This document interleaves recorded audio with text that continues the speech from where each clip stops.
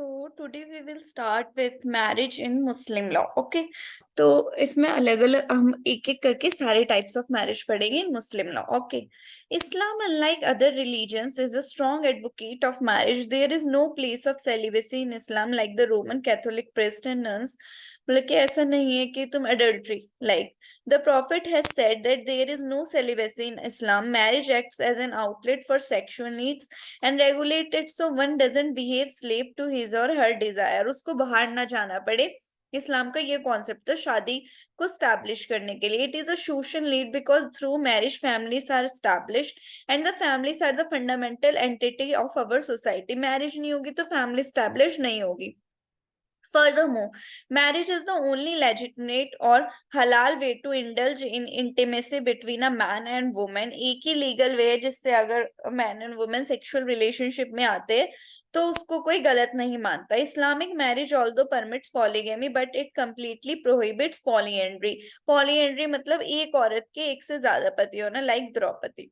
Polygamy, though permitted, was guarded by several conditions by Prophet, but these conditions are not obeyed by the Muslims in toto. अब देखते हैं हम pre Islamic position क्या था marriage का. Before the birth of Islam there were several traditions in Arab. This tradition were having several unethical process like. Islam का born होने से पहले अरब में बहुत सारे ट्रेडिशन चलते थे और ये बहुत अनएथिकल थे. अब हम देखते हैं buying of a girl from parents by paying a sum of money. लड़की को खरीदना. टेम्परेरी मैरिज, इसको बोलते हैं कॉन्ट्रैक्ट मैरिज, 6 महीने 1 साल के लिए. Marriage with to real sister simultaneously, एक ही साथ दो बहनों के साथ शादी. Freeness of giving up and again accepting women. आराम से मतलब कि किसी लड़की को छोड़ो और दूसरी लड़की मतलब कि उस औरत को भी दोबारा एक्सेप्ट कर सकते हो आराम से, कोई उसके बीच में लॉ नहीं था. द अनएथिकल, और अब है, अब हम आगे पढ़ेंगे हलाला type. The unethical traditions of the society needed to be abolished. Islam did it and brought a drastic change in the concept of marriage. Islam ने ये सब prohibit किया और एक drastic change लाए marriage में. अब हम देखते हैं marriage. It is quite relevant to know whether the Muslim marriage is a sacrament like the Hindu marriage. For this, let us acquainted with some of the definitions of Muslim marriage. Hindu marriage क्या होती है? Sacrament होती है, but Muslim marriage होती है contractual. Okay, अब आपको ये आगे पढ़ोगे तो पता लग जाएगा. Some of the philosophers have following opinion about the marriage. अब ये फुल फिलोसफर्स की ओपिनियन लिखी है. हिदाया ने कहा था, देखो ये सब आ जाता है कि किसने क्या कहा था, तो ये इंपॉर्टेंट है. Marriage is a legal process by which the several process and procreation and legitimation of children between man and woman is perfectly lawful and valid. मतलब कि जो मैरिज के बाद जो भी बच्चे होंगे उन सबको लेजिटमेट माना जाएगा. Bailey's Digest. A nikah in Arabic means union of the series and carries a civil contract for the purpose of legalizing sexual intercourse and legitimate procreation of children. मतलब कि जो भी sexual intercourse और बच्चे पैदा होंगे शायद both legal होंगे, legitimate होंगे. Amir Ali, marriage is an organization for the protection of the society. This is made to protect the society from foulness and unchastity. Abdul Rahim, the Mohammedan priest, regard the institution of marriage as per taking both the nature of ibadat or devotional arts and muamalat or dealing among men. Mahmood, marriage according the Mohammedan law is not a sacrament but a civil contract. Under Section 2 of Muslim Women Protection of Rights on Divorce Act 1986, marriage or nikah among Muslim is a solemn pact or mithaq-e-ghalid between a man and a woman soliciting each other life companionship, which in law takes the form of a contract और अग्द. इनकी शादी को contract बोला जाता है. उसको मुस्लिम में क्या टर्म होती है? अग्द. Okay. Muslim marriage can also be differentiated from a civil contract on the basis of following. इन दो पॉइंट्स पे हम मुस्लिम मैरिज को सिविल कॉन्ट्रैक्ट से थोड़ा अलग देख सकते हैं. कैसे? It can not be done on basis of future happenings unlike the contingent contract. Contingent contract में क्या होता है, ये होगा तो ऐसे होगा, तो शादी इस ऐसे नहीं होती. Unlike the civil contract it can not be done for a fix period of time. Contract क्या होते हैं, एक फिक्स पीरियड ऑफ टाइम के लिए होते हैं, बट शादी ऐसे नहीं है. मोटा मैरिज एक मोटा मैरिज मुस्लिम्स में चलते हैं. This is a contract marriage. हम आगे सारा पढ़ेंगे, अभी मैं सिर्फ आपको एक इंट्रो दे रही हूँ. ये इतना जरूरी नहीं है, ये आप पढ़ सकते हो. हम आगे चलते हैं. Capacity of marriage. अब मुस्लिम में शादी करने के लिए क्या कैपेसिटी है, जैसे हिंदू में होती है 18 ईयर्स गर्ल की, 21 ईयर, ओके, इस तरीके से। Every Mahomedan of sound mind having attend puberty can marry where there is no proof और evidence of puberty, the age of puberty is 15 years. ठीक है, मतलब कि प्यूबर्टी जैसे ही वुमेन का पीरियड से इन्होंने लिंक किया मेंस्ट्रुएशन से, और मैन का मतलब वो मतलब मैच्योर हो जाता है, तो साउंड माइंड का होना चाहिए, पागल साउंड माइंड का नहीं होना चाहिए। और अगर प्यूबर्टी किसी ने अरे की नहीं कही, कोई एविडेंस नहीं, तो अगर वो 15 साल का हो गया तो मुस्लिम में शादी की एज कितनी है, 15 ईयर, तो माना जाएगा ही और she has attend the puberty. A minor and insane lunatic who have not attend puberty can be validly contracted in marriage by their respective guardian. जिन्होंने प्यूबर्टी अटेंड नहीं करी, यानी कि जो बच्चे, उनकी शादी कौन तय कर सकता है, उनके गार्जियंस, वो नहीं तोड़ सकते। Consent of parties must a marriage of a Mohammedan who is of sound mind and has is void if there is no consent. Without consent, the marriage will be void. इसमें पूछते हैं ना, कबूल है, तो that is the consent। अब हम देखते हैं इसके essentials क्या है मैरिज के। The essentials of a valid marriage are as follows. There should be a proposal made by or on behalf of one of the parties to the marriage and acceptance of the proposal by or on behalf of the other party. एक party क्या करेगी, proposal करेगी, कबूल है, दूसरी party कहेगी हाँ कबूल है, तो क्या होगा, एक्सेप्टेंस ऑफ द प्रपोजल। एक तरफ कॉन्ट्रैक्ट हो गया ना, प्रपोजल मेड और एक्सेप्टेंस, यही होता है ना कॉन्ट्रैक्ट में। The proposal and acceptance must be expressed at once meeting, एक ही मीटिंग, ये नहीं कि आज बोल रहे आज पूछा कबूल है, 2-3 महीने बाद हाँ जी है, नहीं नहीं, एक ही में, जैसे कॉन्ट्रैक्ट होता है। The parties must be competent, there must be 2 male और 1 male and 2 female witness who must be seen and adult mounted and hearing during the marriage proposal and not, मतलब कि शिया लॉ में ये जरूरी नहीं है, लेकिन सुन्नी में ये जरूरी है कि विटनेस होनी चाहिए, 2 या 1 मेल भी चल जाएगा, और 2 फीमेल विटनेस होनी चाहिए जब ऐसा शादी का इनके वादे चल रहे हो। Neither writing nor any religious ceremony is needed, कोई मतलब राइटिंग में और कोई रिलीजियस सेरेमनी की जरूरत नहीं होती। This is the essential. हम देखते फर्दर इनके एक्सप्लेनेशंस, ओके। फिर इसके बाद हम देखेंगे kinds of marriage. A Muslim marriage requires proposal, ijab, proposal को क्या बोलते हैं, ijab, from one party and acceptance, kubul, from the other side. This must be done in one sitting. The acceptance must be corresponding to what is being offered. जो पूछा गया उसी की acceptance होनी चाहिए, ऐसा नहीं किसी और चीज की। The marriage must be effectively immediate. If the wali says I will marry her to after 2 months, there is no marriage. जबी के जबी, हाँ भी निकाह करते हैं। The two parties must be legally competent, that is, they must be sane and adult. The woman must not be from the forbidden class, नीचे जाति की नहीं होनी चाहिए। The consent given must be free. Consent in must not be an outcome of compulsion, duress, coercion or undue influence. ऐसे नहीं होनी चाहिए शादी, ठीक है, मतलब कि किसी के कंपल्शन या बंदूक रख के ऐसे नहीं, उनके खुद के फ्री कंसेंट होनी चाहिए। 2 टाइप्स की मैरिज होती है, रेगुलर एंड मूटा। मूटा मैरिज कौन से होते हैं, कॉन्ट्रेक्चुअल मैरिज, मैं आपको बताती हूँ। It is survival of pre Islamic custom, Arab का ये, whereby the Arab women use to entertain man in their own tent. Muta marriage is a temporary marriage. Muta marriage is recognized in Shia only, Sunni में नहीं होता है, या Shia of the male sex में contract a muta marriage with a woman professing the Mohammedan, Christian or Jewish religion, or even with a woman who is a fire worshipper, but not with any woman following any other religion. Christian, Jewish और हिंदू में भी ये मोटा marriage कर सकते हैं मुस्लिम, लेकिन किसी और रिलीजन के साथ नहीं। But a Shia women can not contract a Muta marriage with, मतलब लेकिन वुमेन को तो अलाउड ही नहीं है, वुमेन नहीं कर सकते विथ अ नॉन मुस्लिम मोटा मैरिज, वो सिर्फ मुस्लिम, लेकिन मैन कर सकते हैं। एसेंशियल ऑफ मोटा marriage, the period of cohabitation should be fix, कि इतने ही टाइम के लिए शादी रहेगी। Dover should be fix, Dover अभी हम आगे पढ़ेंगे। इट्स लाइक कि जब आपका तलाक होगा आपको इतना अमाउंट देना होगा। If dower specified term not, it could amount to permanent or regular marriage. If term fixed, dower not specified, it amounts to void marriage. Term fixed है लेकिन dower fixed ही नहीं है, तो फिर void होगा, क्योंकि dower इसमें essential होता है, इसलिए रखते हैं ताकि लोग तलाक ना लें। इन्होंने इसका काउंटर रख रखा है मैरिज का।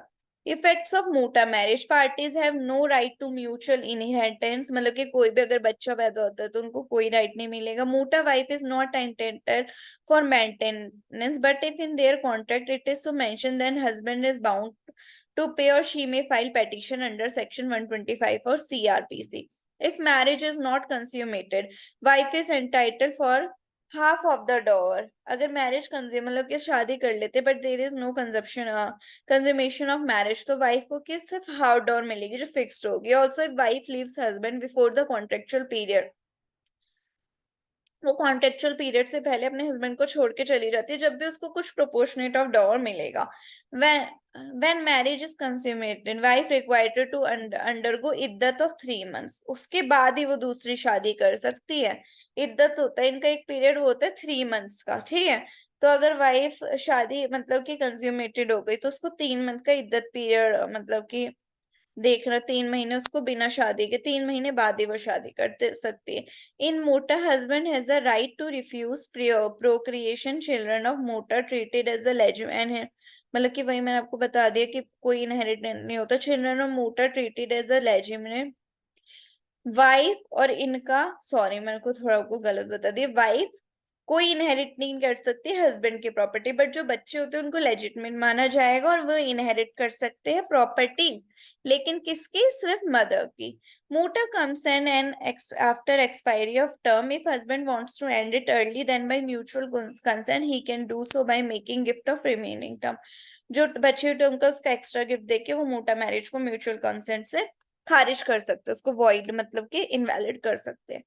अब classification of marriage under Sunni school. Sunni school में कितने तरीके की मैरिज होती है? सही, वैलिड, फसीस, इरेगुलर, वॉइड, बातिल. ये सब मुस्लिम टर्म्स लिखे हैं साथ में. वैलिड और सही marriage. Under the Muslim law a valid marriage is that which has been constituted in accordance with the essential condition prescribed earlier. जो भी कंडीशन है अगर वो सारी मान के कोई शादी हो रही है तो दैट इज सही valid marriage. It confers upon the wife the right of dower, maintenance, and residence, imposes on her obligation to be faithful and obedient to her husband, admit sexual intercourse with him, and observe iddat. Irregular और फसीद marriage कौन से होते हैं? ये ना void होती है, ना सही होती है, ना वैलिड होती है. Those marriages which are outcome of failures on part of and parties in fulfillment of pre-request but then also are marriage to be terminated by one of the parties term to be, मतलब कि सारी essential follow नहीं हुई एक party की वजह से तो वो एक पार्टी बाद में शादी को टर्मिनेट कर सकती है. और वो किस चीज से?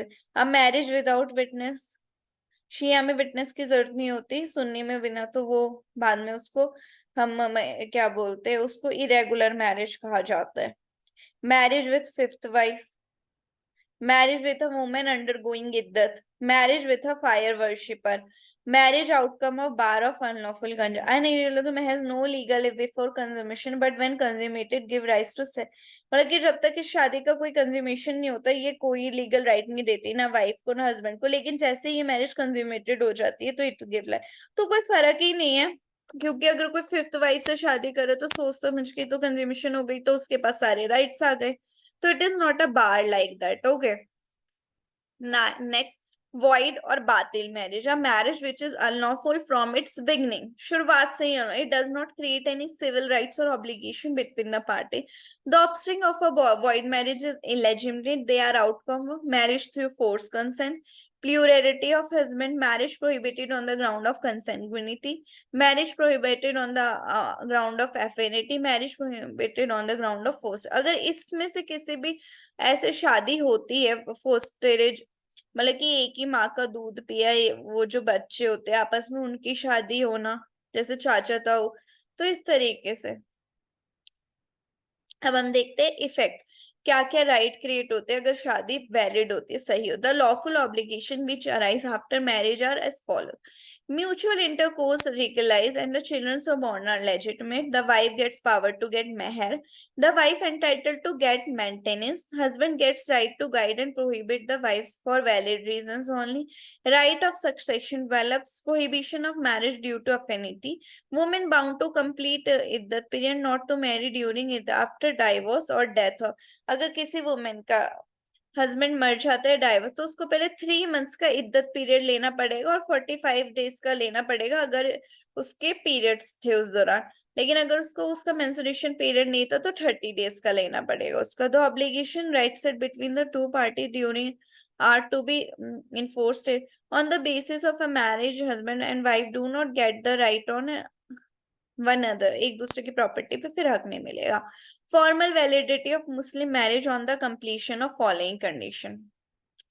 Formalities of the marriage under Muslim law: offer ijab, acceptance on the same day, witness, no uttering of unnecessary but in Arabic or local language, some words to the intention of parties are conveyed.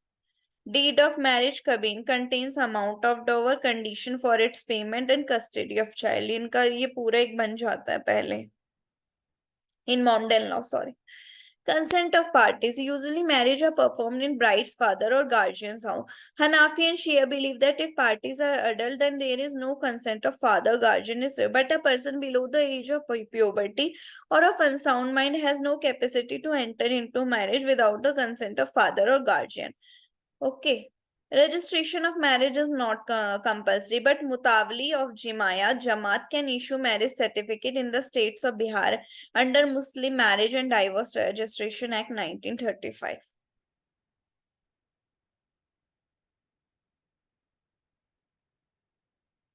अब कब किन किन condition में हम ऐसे presume कर लेते कि इनकी शादी, बहुत टाइम से कोहेबिटेशन हो रहा है हस्बैंड वाइफ के बीच में और कोई लीगल बैरियर भी नहीं है, मतलब कोई फोस्टर ब्रदर सिस्टर नहीं है, कुछ नहीं है उनकी मैरिज के way. When a man acknowledge women to his wife कि तुम मेरी वाइफ हो, when a man acknowledge as tie to be has his legitimate offspring कि ये मेरा ही बच्चा है। Unlike Hindu, where the marriage is a sacrament, marriages Muslim have a nature of civil contract. Marriage is necessary for the legitimization of a child. When the marriage is done in accordance to the prescribed, now it creates various rights and obligation on both the parties. अब हम इसके आगे देखेंगे डॉवर, मेहर। अभी आपने ऊपर term पढ़ी होगी कि ये सब क्या होता है मुस्लिम लॉ में।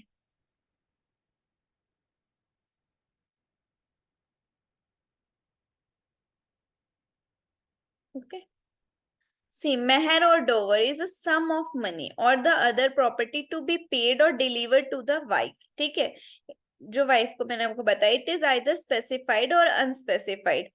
ये भी हो सकता है कि स्पेसिफाई कर दिए ये देंगे और unspecified. But in either case the law confers a mandatory right of मेहर और डोवर ऑन वाइफ, कि उसका राइट है उसको देना ही, हस्बैंड को उसको देना ही पड़े।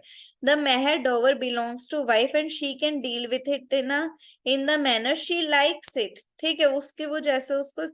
And neither her husband nor husband relations nor even her relations can dictate her in matter of using the मेहर मनी और प्रॉपर्टी। कोई उसको डिक्टेट करे तुम इसको ऐसे यूज करो। No doubt, meher was originally analogous to sale price, but since the inception of Islam, it is hardly correct to regard it as the price of sexual intercourse. पहले इसको sexual intercourse का एक price, but ऐसा नहीं कह सकते क्योंकि ये मुस्लिम लॉ में है। Muslim marriage is like a contract where wife is the property and मेहर इज द प्राइस और कंसिडरेशन। इसको एक कॉन्ट्रैक्ट की तरह माना देखा गया है कि भाई जिसमें वाइफ क्या प्रॉपर्टी और मेहर क्या उसका प्राइस है, तुम उसको पे कर रहे हो। However it is also true that non payment of मेहर does not void the marriage. अगर कोई मेहर नहीं दे तो मैरिज वॉइड नहीं होगी। सो मेहर is not purely a consideration. In pre Islamic Arabia सदका was a gift to wife, but meher was paid to the wife's father and could therefore be regarded as a sale price. Pre Arabia में सदका दिया जाता था wife को और मेहर दिया जाता था उनके पापा को, मतलब की वाइफ की सेल प्राइस, तुमने अपनी बेटी तो लो पैसे। बट आफ्टर इस्लाम, इस्लाम के आने के बाद मेहर की payment required to be paid nor it could no longer be regarded as sale price. तो उसको फिर हम सेल प्राइस रिगार्ड नहीं कर सकते ना। बेटा मैं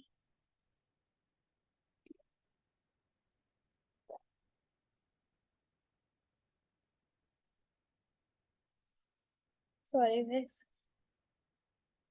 meher or dower has to be given to wife, however she is vested with this discretion to remit it। उसको जैसे खर्च ना करना है वो उसको हटा भी सकती। meher is not refundable even after divorce। मेहर ऐसा नहीं कि तुम उससे ले सकते हो, डाइवोर्स हो गया ला मेहर, नहीं नहीं, अनलेस वो खुद ही बोलती है मुझे नहीं चाहिए, and it becomes the property of wife in perpetuity. Payment of मेहर is mandatory even if marriage is non consummated, but in that case मेहर is half of the amount of consideration. जितनी मेहर उन्होंने मतलब कि जितनी मेहर उन्होंने स्पेसिफाई करी होगी फिर उससे हाफ मिलेगी अगर मैरिज कंज्यूमेटेड नहीं होती। In a way, Meher provides a check on the capricious exercise by the husband of his almost unlimited power of divorce, कि वो डाइवोर्स दे सकते, उसको रहेगा नहीं डाइवोर्स दूंगा तो मुझे उसको मेहर देनी पड़ेगी। तो ये एक तरीके का इनका मतलब ये कि डाइवोर्स को रोका जा सके through the man. It's a good concept because आजकल बहुत ज्यादा डाइवोर्स बढ़ रहे हैं। मेहर amount differs from one sect to another like under Hanafi law. Differ करती है एक सेट, ठीक है। क्या होना चाहिए मैं, dirhams, 10 dirhams Malaki law, 10 dirhams, 3 dirham Hariya law. The meher paid by Prophet for his favorite daughter Fatima, wife of Ali, was 500 dirhams. A dirham derived from the is the name of silver coin of 2.97 gram in weight. However, it would be a sad mistake to lay too great stress upon the monetary value of the meher amount. It is said that in the case of an extremely poor man, the Prophet requested him to teach the Quran to his wife. कि कई बार नहीं होता तो भाई तुम ऐसा करो कुरान पढ़ाना अपनी पत्नी को। It is said in one Hedaya that the payment of मेहर is enjoined by the law merely as a token of respect for the women. Law में कि भाई ऐसा नहीं पूरा एक रिस्पेक्ट वुमेन के लिए तो तुम कुछ भी छोटा सा रख दो। No maximum amount of dower is prescribed even though the husband is not capable can fix higher amount of dower. Husband capable नहीं होता तो फिर भी वो higher amount of dower set कर सकता था, but his parents are not liable to pay the same in case he fails to pay. अगर हस्बैंड नहीं दे पाता तो पेरेंट्स लाइबल नहीं हो गए हस्बैंड के कि वो पे करेंगे। मोहम्मद में बी एग्जीक्यूटेड सॉरी मेहरनम में भी, but it is not necessary. Dower कितने टाइप के होते हैं? Specified meherul musamma. The meher is usually paid at the time of marriage, but it can also be paid after the marriage. Meher paid by the father on behalf of his minor son is binding on the minor son on his majority. जैसे major होगा फिर वो उसको देगा। However, under Hanafi law, the father is not personally liable for the meher, but in Itna Ashari law, father is also held liable. Where the amount has been specified, the husband will be compelled to pay the whole of it, howsoever excessive it may be. कितना ही बड़ा हो, अगर amount specify तो husband को amount देना ही पड़ेगा। There are two subtypes of specified dowry। दो specified dowry के भी दो टाइप्स है, prompt muajjal and deferred muwajjal meher.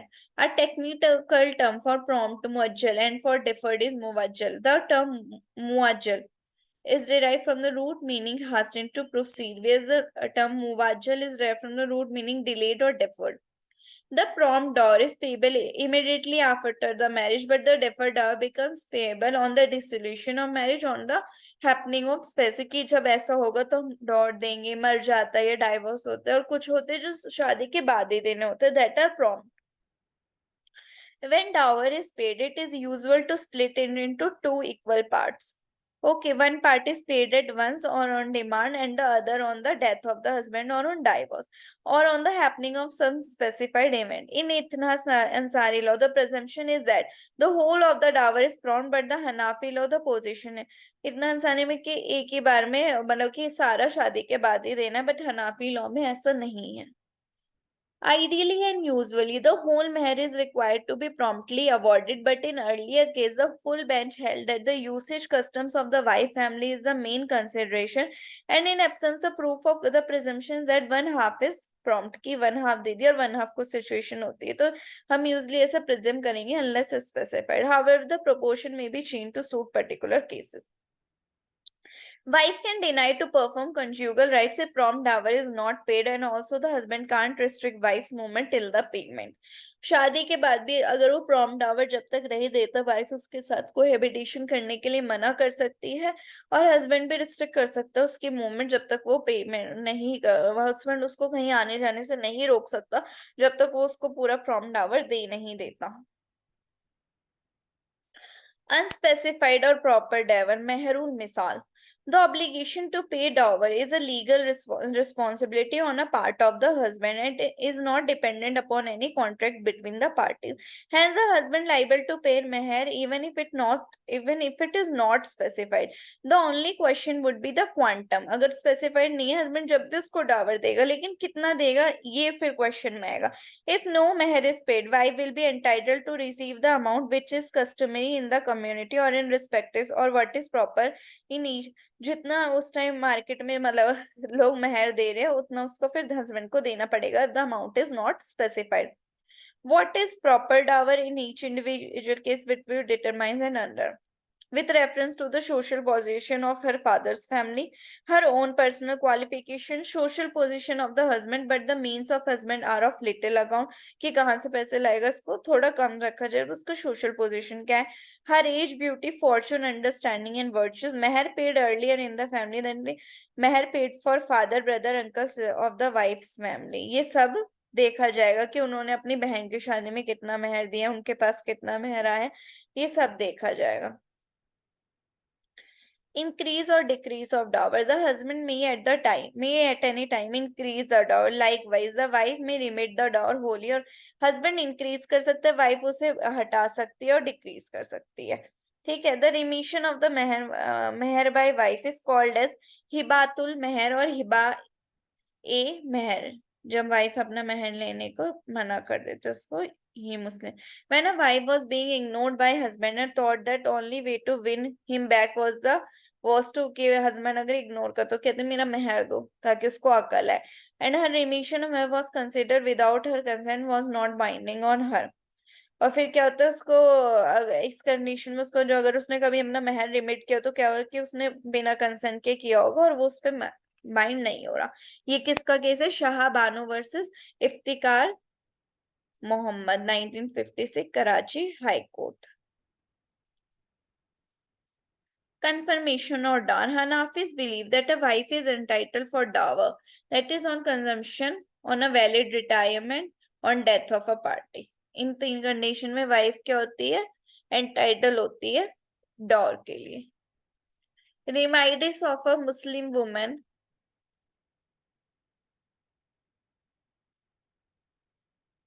To recover dower. अगर कोई नहीं दे रहा तो कैसे रिकवर कर सकती है? The right to dower is an inherent right of every Muslim wife, but unless this right is effectively enforced, it is of no use of her। अगर उसको यूज ही नहीं करती है under Muslim law, following means of enforcement of the right to dower are available to wife। इस तरीके से वो ले सकती है। Refusal of conjugal rights before consummation of the marriage. The wife is entitled to deny cohabitation to the husband till he gives her prompt dower on demand। It is to be noted that under Muslim law, a husband has right to cohabit with his wife and she cannot refuse the same without any reasonable excuse।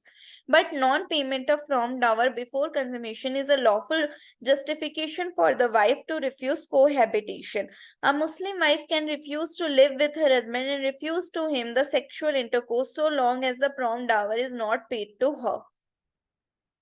अब हम इसका case देखते हैं। Nasra Begum versus Rizwan Ali. The Allahabad High Court held that right to dower comes into existence before cohabitation, and prompt dower may be demanded even before cohabitation. Where the wife is minor or insane, her guardian can refuse to allow the husband to take his wife with him till the prompt dower has been paid। कि जब तक डावर नहीं दोगे guardian मना कर सकते कि नहीं लेके जाओगे अगर वो माइनर है और इंसेन है। If the minor wife is already in the custody of her, such guardian can take her back on the ground of non-payment of prompt dower। But where the consummation has taken place even once, the wife's right to refuse consummation is lost। अगर एक बार भी consummation of marriage हो गई तो फिर वो बाद में मना नहीं कर सकती है कि तुमने प्रॉम डावर नहीं दिया, मैं नहीं करती।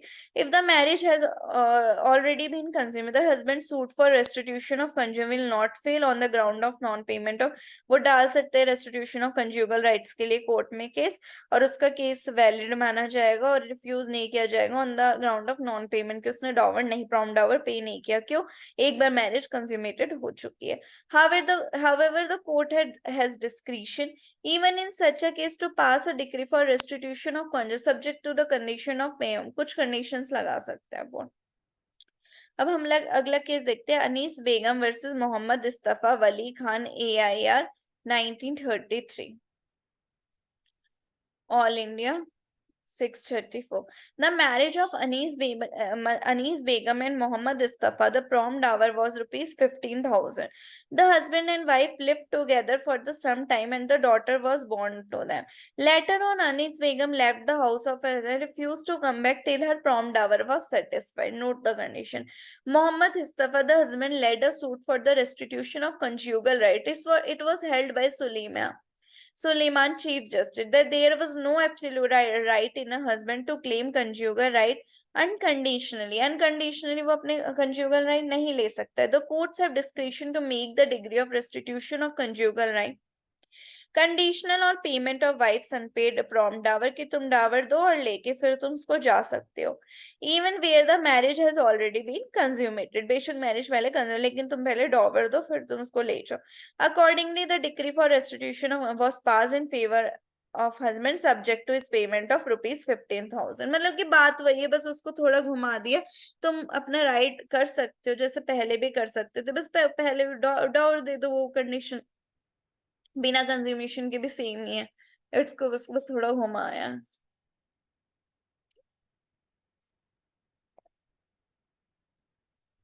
When the marriage has been consummated, the wife cannot enforce her claim by refusing conjugal. अगर marriage in such a situation, the wife can recover her unpaid dowry by maintaining an action in court of law. वो अपना डावर ले सकती है। She may realize it from husband in the same manner as a creditor recovers his loan. अगर husband मर जाते, if the husband dies, the widow is entitled to recover the amount by filing a suit against the legal higher of the deceased husband, जो husband की legal higher होंगे जो उसके against डाल सकती है, कि हस्बैंड मर जाए तो प्रॉपर्टी किसको मिलेगी, उनके अगेंस्ट वो डाल सकती है अपना amount. But the legal heirs of the husband are not personally liable to pay the dower. The dower is a डेब्ट against the state of the deceased husband which is in, वो personally नहीं होगी, लेकिन जो उनको husband की property मिलेगी उनको उसको डाव पे करना पड़ेगा। अब हम देखते हैं widows right of retention.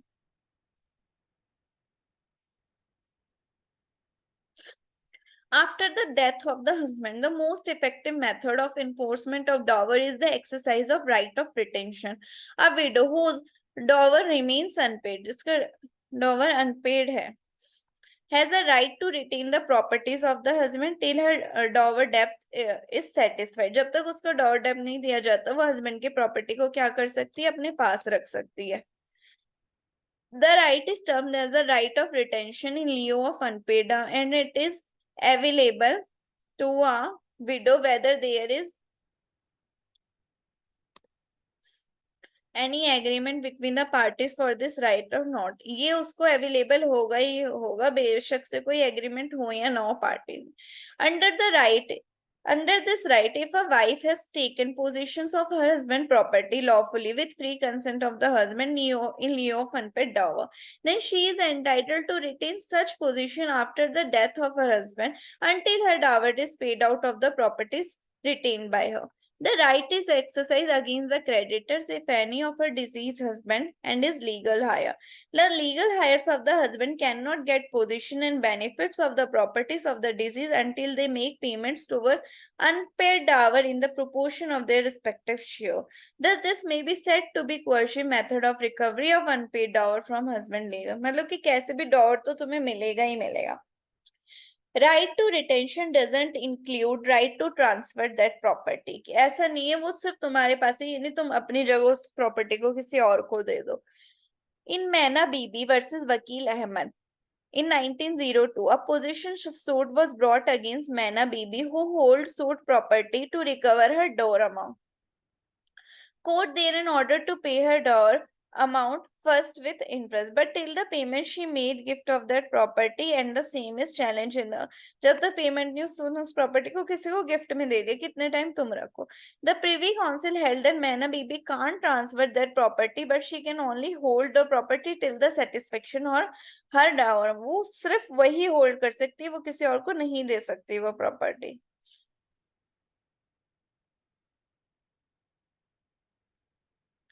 Effects of rights of retention. Widow is liable to render full account of acquired property. She is not having a right of alienation किसी को देने. No bar to file a suit for recovery of dower possession कि मुझे चाहिए, वो आराम से इस चीज को सूट फाइल कर सकती है. कब कब रिटेंशन का राइट लॉस्ट हो जाता है कि वो अपनी हस्बैंड की प्रॉपर्टी से रख सकती है. From the income of said property dower is satisfied. मान लो उससे रेंट आ रहा है और उसको डॉर की पूरी अमाउंट उसको मिल चुकी है, तो फिर वो नहीं रख सकती है. Wife voluntary hand overs the property. उसने वॉलंटरी दे दी कि मुझे नहीं चाहिए तुम ही रखो. When wife alienates property together with possession to alienee, other heirs get immediate right of possession. तो उन्हें किसी और को देती तो जो हायर्स थे वो अपनी प्रॉपर्टी बैक ले सकते हैं. Door as a debt. Door is a debt but not a secure debt. Only a thing is that wife became first among other creditors. उसको सबसे पहले wife को satisfy किया जाएगा. Wife divorcee widow can recover dower from husband or from his estate when he is dead. In case of her death, her heirs can also inherited the right to recover. अगर उसकी ही death हो जाती है, उसको जो heirs होगी वो भी dower recover कर सकते हैं. Period of limitation to recover dower is. कितना पीरियड होता है कि भाई आप 1 to 3 year 1 point from the dissolution of marriage और death of husband. Sorry 3 years, ये 1 point है. Okay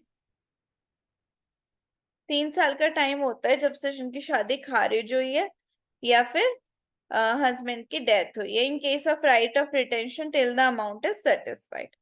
suit for recovery of dower amount is maintainable कि डावर का अमाउंट हमें चाहिए रिकवरी के कौन से में. Section 3 of Muslim women of protection of on diverse act. ठीक है, ये आ सकते हैं question. This is very important.